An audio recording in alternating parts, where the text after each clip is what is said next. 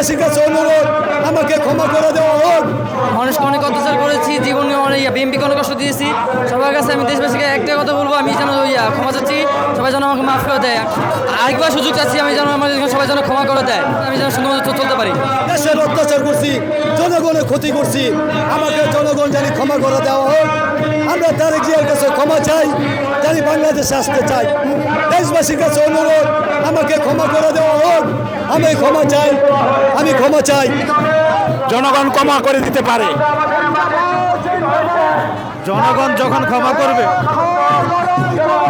এই প্রতীকী জুতা মিছিলের মাধ্যমে, প্রতীকী জুতা মারার মাধ্যমে আমরা সাধারণ বাংলাদেশের সাধারণ জনগণের আবেগ প্রকাশ করতে চাচ্ছি এবং খুনি হাসিনার ফাঁসি চাই। ভারত থেকে খুনি হাসিনাকে অবিলম্বে এনে তাকে দ্রুত ফাঁসির মঞ্চে তাকে ফাঁসি দিয়ে ফাঁসি কার্যকর করতে হবে এবং আমরা তারেক জিয়ার নেতৃত্বে একটি সোনার বাংলাদেশ চাই। ওয়ালটন এখন দেশের সীমানা পেরিয়ে পৌঁছে গিয়েছে 50টিরও বেশি দেশে। ওয়ালটন, ঘরে ঘরে বিশ্বজুড়ে।